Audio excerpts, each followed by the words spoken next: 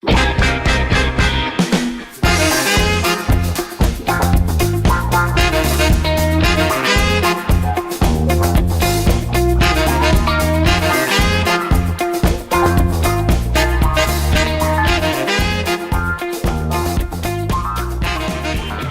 to coast in the 1980s. We've got two host to host. Welcome to another episode of the Fivecast Podcast. We're here to break down and examine intricately prepared top 5 lists for your enjoyment from Macho's Tacos in Los Feliz, California. I'm Tyler, and across the table from me, here on a beautiful day, it's Ben Pearson. How you doing, Ben? What is up, Tyler? Oh, the sunshine is out. And the sun feels so much better when it's in the 1980s. It's the decade of our birth. We time traveled and got lost here, or got stuck here. We're not actually lost. As long as I can find Macho's Tacos, we're good to go. But Ben, how's it going? How's the 80s treating you? Pretty well. I appreciate the fine folks at the taco stand allowing us to set up this arcane podcasting equipment. And yeah, man, we're just rocking it out here. We just did a trip down the Sunset Strip with some ridiculously named hair metal bands last week, and I think we will do that one. No, maybe we next are going week. to. Yeah, we will. A little tease for the longtime listeners. I brought an enormously large boom box so we can listen to a few tunes while we chit chat. Wow, that is a novelty size. Yeah, one. it is. It's pretty awesome. I also brought a Rubik's Cube just in case we get bored. Sure. But we are, we're going through the newspapers. We're reading what's going on here in 1987, and great movies out at this. Is great movies this time of year, Ben. I'm just looking smooth through. transition if I've ever heard one. Yeah, Tyler, I'm just sure. looking at some of the features that we're seeing in theaters, and it makes me wonder, Ben, what are some of our favorite movies in 1987? We've been here, by the way, for 2 years. Wow. The listeners don't know this yet because they're not thinking fourth dimensionally. But even though the episodes come out every week, we've actually been here for an extended period of time. Yes. It is now 1987, and the Stargate Ferrari still not operational. Yep. But yeah, Ben, let's just skip all of that, continuity issue, and talk about top 5 movies in 1987. Ben, do you have a list, or did you write down by chance in a notebook your top 5 movies of 1987? Happened to grab it from the Ben Brary right as we took off, and I got it. So I'm going to kick it off with my number 5, which is number 5. Spaceballs. Ooh, good pick. 1987 Little film. high. Little high. It's a bit high on the list, my friend. High meaning you think it should be... No, I'm high right now off of ganja because all right. It's the 80s, dude. Come on. Right. All right. So this movie, freaking written and co-written and directed by Mel Brooks, a comedy genius. This is what spoof movies look like, people. You can take your own time travel back here and join us. And Vampires suck, Ben. Yeah, exactly. A haunted house. What actual humor looks like. And I think the Wayans brothers are doing one based on 50 Shades of Grey coming up. Oh, okay. Soon. 50 Shades of Gay. Boom. I just wrote a joke. I guarantee that the jokes in that movie will be worse than that. So okay, all right. That's what you're looking at for people who go see these, and that's the more you go see movies like that, the more you support them. So just don't give them your attention. Now, 50 Shades of Grey is a thing in the future. Am I right there? Yeah. We haven't gotten to that, but fourth dimensionally and all that stuff. Anyway, Spaceballs really freaking awesome. I went to a screening of it at the ArcLight Theater here in Hollywood a few years ago, and Bill Pullman was there and did a Q&A afterwards. Wow, it was awesome. Back in the 80s, huh? Pretty cool. Well, in the early 2010s, but in any case, you can go to geektyrant.com once the internet is invented and check out that interview if you search for it there. Obviously, this movie is a big, giant, awesome parody of the Star Wars trilogy. There's a brilliant sequence also that breaks down or sort of lampoons the original Alien film in there too, which is one of my favorite things. And yeah, man, you got Pizza the Hut, you got so many great Lone Star, yes, Big Helmet, Colonel Sanders, Dot Matrix, and Matrix, Barf. Yeah, Barf. What's your real name? Bartholomew. It's great actors. the Schwartz and yogurt, and man, yeah, so good. So this is one of those movies that I saw as a kid after I'd seen Star Wars, and it's so funny, so well done, and it holds up really, really well, especially for something that is so specific. Because Star Wars has endured, Spaceballs shall also endure. So I want that on my tombstone. Spaceballs shall also endure. I've always wanted to write Spaceballs 2: The Search for More Money because I was fascinated by that little nuance in the film, and I think as a teen, I may have put pen to paper. I may have gone so far as to put pen to paper to start the script Spaceballs 2: The Search for More Money, and then was immediately distracted by something else. All right. My number 5 is it's a tie. There's a tie for number 5, Ben. 2 great movies that came out in 1987. One of them being headed by Peter Weller, and that is, I'm sure you've already guessed because Peter Weller is only in one movie, and that's RoboCop. RoboCop. This is a fantastic film. It's violent. It's dark. It's sexy at times. It's also super violent, as if I haven't already mentioned that. There's cocaine use. There's all kinds of stuff that shouldn't be in a movie that is kind of pandering towards kids later in the series. But it's off the charts awesome in the first installment. The second one is total crap, I think, and the third one's like, it's not as total crap as the second one, but it's close because they tried to make it too kid friendly. I think a kid is actually a main character in the third one, which is that's one of the very problematic cardinal sins of cinema. Yeah. But yeah, RoboCop is so fantastic. Red from Red Foreman from that 70s show is the villain. Kurtwood Smith. Yep. Yeah. Oh, nice pull, Ben. My other number 5 is one of my favorite films of all time. Maybe in my top 10, at least in my top 20, and that's Stallone's Over the Top. Oh God. Number 5. This movie is so good. It is so. That's in your top 10 of all time? Well, let's be. I said at least the top 20. Wow. It goes Godfather, Raiders of the Lost Ark, Over the Top, Gone with the Wind, Batman Forever at number 1. I don't know where you're questioning this. Clearly indicating the quality of film. Over the Top. Robert Loggia tries to steal back his grandson, and I don't think it's Robert Loggia. It's Robert Loggia, right? I think it is, yeah. And Stallone, he is a 18-wheel truck driver who named also Lincoln Hawk. Lincoln Hawk. His son is named Mike Hawk. And he practices arm wrestling inside the cabin of his 18-wheeler, and then he goes cross country, which already is an awesome concept of Stallone. 18-wheel driver going cross country, like that's a whole adventure series of films. But he makes it to Las Vegas to compete in the arm wrestling tournament, which is an actual televised event. And I mean, it's just all about believing in yourself, and it's all about the epic music, and it's all about overcoming your fears and not listening to what other people think about you. It's a great movie, and that's why it's number 5. Yeah, man, you've got some Eddie Money, you've got Asia, Frank Stallone, and Sammy Hagar all in that soundtrack, which is pretty amazing. I think Giorgio Moroder does the original compositions for the film as well. Famous for his work on The Neverending Story. Oh, and nice. that one Daft Punk album.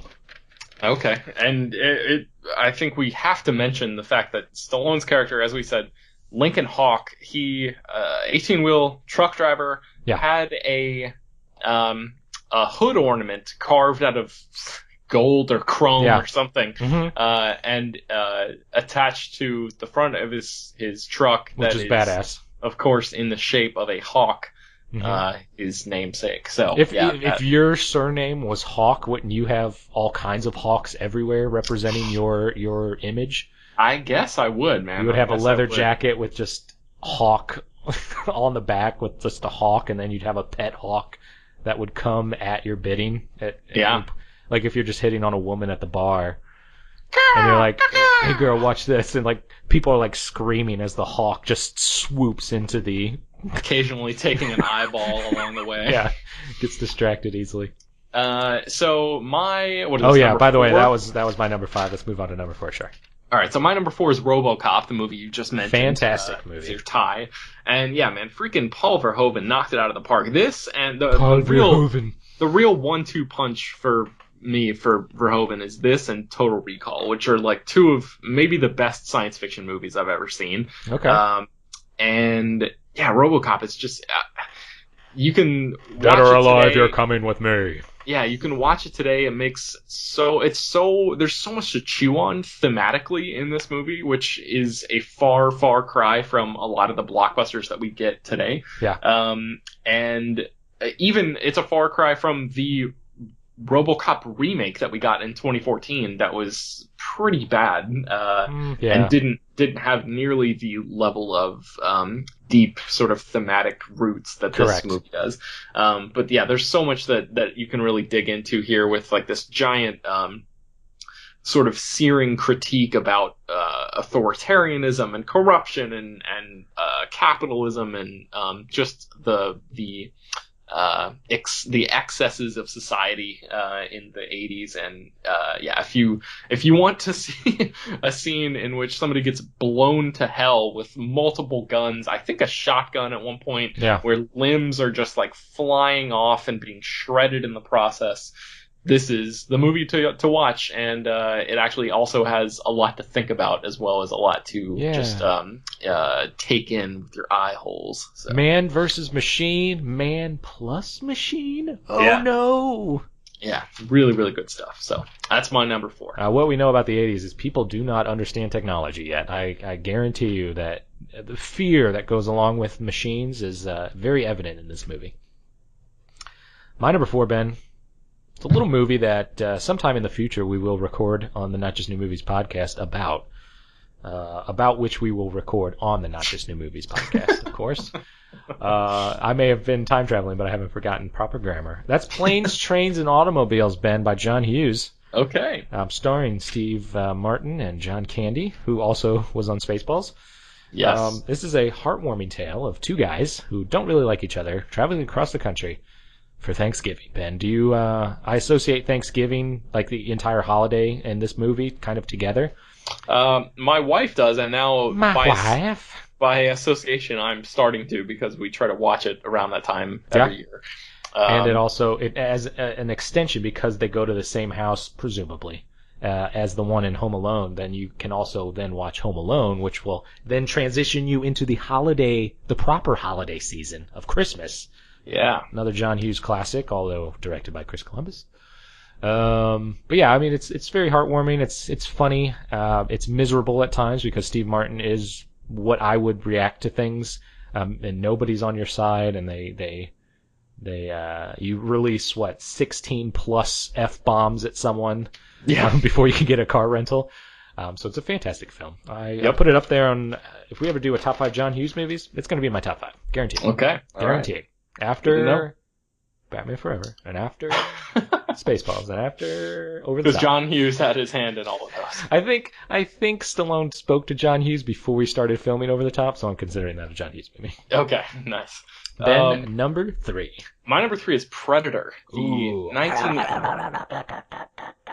was going to say the 1987 film, but we're doing all of these films from 1987. Yeah. So, of course, the 1987 film. Directed by John McTiernan. This was a 20th Century Fox movie starring none other than Arnold Schwarzenegger and freaking Jesse the Body Ventura. Jesse Ventura. And you got Carl effing Weathers in there. We're halfway to a stew. You got Alan Silvestri, who did the music for Back to the Future, doing the score, which is great. You've got the one of my favorite moments in any sort of ridiculously testosterone-fueled movie like this is the epic greeting, the high five. Yeah. And what does he say? Dylan, you Dylan. son of a bitch. Dylan, class. Yeah, of course. And then, it's basically into an over-the-top Stallone arm wrestling mode instead of just a simple handshake or a head nod or anything. Right. And then they basically arm wrestle in midair with nothing to place their elbows on, and it's they're trying to squeeze the life out of each other. And you know what's so fucking sweet is that there is a patch, like an old-timey, like a circle patch with the two arms, and then right underneath it says, "You son of a bitch." And like you could just put that on your Hawk jacket. Oh, it'd be so sweet. Yes, that is sweet. So yeah, freaking Predator. You've got the story that's well known at this point, where Van Damme was originally cast as the Predator, but he thought that he would be, like major, like a major presence in the movie, and wasn't aware that he would have to wear that mask. So I guess he was recast. Come on, Van Damme. Come on. Removed from the film, I should say. It was 87. Like, Van Damme didn't really pop onto the scene until 89. Yeah. Come on, he was thinking this was going to be his big break, and it was not. But you got freaking Cyborg. What is his name? Shane Black doing a little bit of acting work in here. Shane Black went on to write many movies, maybe one of which we'll hear about in a little bit. And then apparently Peter Cullen, who did the voice of Optimus Prime in the Transformers cartoon and the animated film, was the voice of the Predator, uncredited. I never knew that until right now. So that's fantastic. Yeah, there you go. Hope he got paid well. Yes, me too. Peter Cullen. I love that voice. Yeah. I wonder if he's going to get work. I wonder if they're going to make a Transformers movie like live action. I wonder if that's going to succeed in theaters. Man, all I know is the 1986 classic cartoon where Optimus Prime meets his fate with Megatron. Yeah. Maybe someday, like maybe they'll actually do like a really true adaptation of that cartoon series. I hope. Mm-hmm. Speaking of an adaptation, a true adaptation of a cartoon series, my number 3 is Masters of the Universe. I knew this was coming. One of my favorite movies of all time, probably at least in my top 50. You got Dolph Lundgren, you got the principal from Back to the Future, you've got Little Dwarf Man that makes like a key, and the key plays music that then transcends you to different dimensions, which if I didn't love the Stargate Ferrari so much, I would go and steal that idea and make it our own, and so we could transcend dimensions a lot easier than getting stuck because the Stargate Ferrari doesn't know when to fill its tank. But Skeletor, I think, is played by a really famous guy. Frank Langella. Frank Langella. There's really hot girls with tight stuff on, and everybody's either bare chested or boobs are spilling out. And Monica from Friends. Courtney Cox is in it, sure. There's all kinds of weird monsters that chase them around. It's actually a pretty scary movie if you watch it as a kid, because like they don't pull any punches with the darkness and the kind of graphic use of like monster effects. And Skeletor's pretty frightening if you ever see him. He also turns into Gold Skeletor at one point, which is again fucking awesome. But this movie all around is just a great time. It's a popcorn flick, man. You pull into the drive-in. And you just put your arm around your lady. Maybe you got your hawk nearby, and you take in a little Masters of the Universe. It's fantastic, man. Have you ever seen this movie? I have seen it. I watched it with you once. I was not a fan. You need to watch it again. I'm going to send you the DVD, buddy. I'm going to send you the VHS, buddy. Oh, jeez. All right. Ben, moving on. Number 2. I have the power, by the way. I have the power. My number 2 was written one of the earliest films written by Shane Black, the aforementioned actor in Predator, and this movie is Lethal Weapon. The first one, Mel Gibson is the Lethal Weapon. Danny Glover's in there. You got the mismatched buddy comedy thing going on. This is directed by Richard Donner, who did the Superman movie, which is awesome. This whole thing, this is pure 80s to me. You've got Gibson before he was he's such a lovable guy, right? Yeah, pilloried as a he's so like welcoming racist of other cultures. Yeah. Wait, what are you talking about? At this point, this is all we know of him. And he's like got that mullet going on. Yeah, he's crazy. Yeah, and Australian. You've got Gary Busey, I think pre-accident as Mr. Joshua, nice. the enforcer, the Shadow Company member. And this is just it's a really tight script. They've got a lot going on, and it's a pretty great movie, I would say. Even still, it holds up. A lot of these sort of movies you can go back and watch now and sort of laugh at them just because of how out of touch they seem with modern movies and modern culture. This one is not really like that. So I would say that it does a great... I mean, you could say what you will about the sequels. I would say they probably progressively get worse as they go along. But just as a first movie, without looking at it as a part of a franchise, just as a film by itself, I would say the original Lethal Weapon is the best one and a pretty great movie overall. Also, the soundtrack is awesome. It's got this like really awesome saxophone stuff. There's some blues guitar in there. I think Eric Clapton played on the soundtrack for it. So, yeah. I love me some saxophone, man. Yeah. If there's a saxophone in a smoky cityscape, like an aerial shot in a movie, guaranteed it's in my top 5 movies of all time. All right. What's your number 2, Tyler? My number 2. Also, we talked about Lethal Weapon on the Not Just New Movies podcast. You can find that at NJNM podcast at .blogspot.com. I want to say. Yep. My number 2 is Spaceballs. Great movie. All right. One of the best. In top 5 Mel Brooks movies, it's definitely in the top 5. It's not number right 1. Below, it's at number 2, right behind Young Frankenstein. It's got to be, right? Young Frankenstein is up top, and then Blazing Saddles is hilarious. Number 3, maybe. And then I really like Men in Tights. That's a good one. Okay. Yeah. And then I also like shit. The Producers, maybe? That's a good one. Yeah, The Producers. Yeah, that's a good I don't know if that's as good as because I've seen some of the spoof ones that aren't so great. Yeah. But yeah, Four Chairs or something like that he did. Yeah. High Anxiety. Yeah. But yes, total great movie. One of the best in 1987. You got Lone Star with Bill Paxton. You've got Daphne Zuniga. She is not hard on the eyes at all as the Druish princess. Yes. So fantastic movie. Check it out. There was a cartoon series that they made a couple of years ago from 2015, and they accumulated a lot of the same voices, which I thought was pretty impressive. And it kind of held true to the movie. So if you're wanting more Spaceballs action, more Spaceballs in your face, check out that cartoon that they made a little later in life.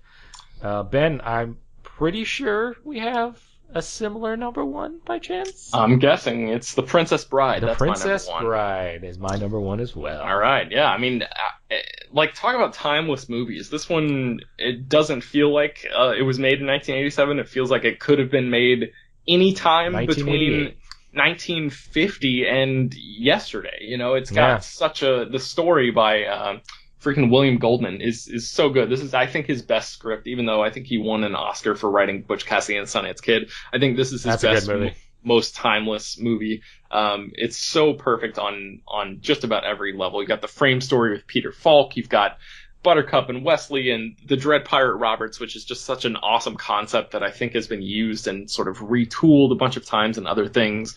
Inigo Montoya. The casting is so great. That sword fight is legendary. Even Christopher Guest as Rugen and freaking Humperdinck in there. Yeah. Where the part when we should do like top 5 Princess Bride moments. Oh yeah, it's coming. All right, well then I'll save that for. No. Go ahead. No one listens. Just the part when Chris Sarandon, who plays Prince Humperdinck, he discovers the area where Vizzini and Wesley have done the battle of wits, and he goes, "Iocane, I'd bet my life on it." Like, it's a powder with no smell or taste, and he knows exactly what it is because he's like the best tracker in the kingdom of whatever the kingdom was called. But it's Fauna, maybe Flora. No, Flora. It was Gilder and yes. Gilder and something. Yeah, I don't remember. S. Morgenstern. Yes. Fred anyway. Savage, is one of the greatest actors of our time. Not wanting his cheeks to be pinched. I love that part. When the grandpa comes in, that's one of my favorite moments, I guess. Because he pops through the door, Faulkner, whatever his name is. Peter Falk, yeah. Peter Falk, and he goes, ah. He just kind of like tap dances in almost. Yeah. Andre the Giant, awesome. Rest in peace, buddy. Yeah. Billy Crystal, cameo roles, all kinds of great moments. I can't sing the praises of this movie enough. Ben, I want to say many, many years ago, I did forge a top 5 movies of all time. And I think it's recorded somewhere. But guess what, Ben? What? This was number 1? Princess? No, it was in it. Oh. It was in the top 5 though. Okay. No, sir. But right. yeah, Willie DeVille with that famous end credits song. I think played at your wedding. Yes, correct. Did you have that yet? In 30 years, maybe? Yeah, 30 years from now. Maybe you should play it at your wedding then. I'll tell you a story. The Santa son. I don't know the words. Yes, Mark Knopfler, I think, on guitar there. So, good stuff. Pulling some names, dropping. Well, Ben, I got a few honorable mentions that I'll read off to you. Do it. I got Adventures in Babysitting. That's a great one. It's fantastic. Shout out to Leah Thompson. What? No. That's or Elizabeth. Elizabeth Shue. Shue, yeah. I'll shout out to that. Elizabeth. That Shue. Back to the Future cast member that I got confused with the other one. Yeah. And shoo me in, Elizabeth, if you know what I mean. Oh yeah, I think she knows. Better Tomorrow 2. Great flick over there from Hong Kong. The Bond movie that came out this year, Living Daylights. Of the 2 Timothy Dalton movies, this one's the best one. We'll talk about that later on a later episode, I'm sure. We got Predator, obviously, honorable mentions, and another Schwarzenegger classic, The Running Man. Nice. Richard Dawson making one of his rare movie appearances as the game show host. Yep. I thought that guy was dead for like 25 years. Then it turned up still alive, but now he's dead, I think. Now he's dead. Or in 2015, he's at least dead. So rest in peace, Richard Dawson. Top 5 Family Feud hosts. Man, it's a tight running between Richard Dawson and Steve Harvey. We're going to save that for another day. We got to save that for another day. But we've crunched the numbers. 1987, a great year that we may or may not be in. It's weird with time travel because we've messed with the time stream so much that we like flipping in and out of decades. Like things are like dilution. Like there'll be an Alf puppet and then it'll phase out and it'll be the Blues Brothers and then I'll phase out. Well, it's kind of like a Crisis on Infinite 80s where we're just kind of falling in and out of the years. So if you were a little confused at the top of the show, we figured it out now. If 30 years from now you're listening to this and you want to connect with us on Twitter, Tumblr, or iTunes, or SoundCloud, just type in 5cast, you'll be able to find us. You'll be able to send us electronic mail, 5castpodcast@gmail.com. Don't worry, it'll happen soon. Ben, in cyberspace, where could the 5casters find you? You can find me at geektyrant.com and on Twitter at twitter.com/BenPairs. Twitter? Interesting. We should invent that. Yeah. That's the 5cast. I hope you are listening and having fun with this 80s episode. I kind of think that we might be fixing things soon on the Stargate Ferrari, Ben. That sounds right. Did you pick up that hydro spanner that I asked for? Oh, yeah, I got it right here. Ah, sweet. All right. I was hoping you didn't pick that up so we could spend a little more time in the 80s, but I'll move from phase... This is just one part of it. We've got the other part coming. I can finally move from phase 25 to phase 26 of 97 phases. Of the completion process. Yeah. So we're almost there, buddy. We're almost there. Next week, we'll have another top 5 list, probably 80s based. Let us know what you think of the show. And Ben, until next time, take 5. Take 5.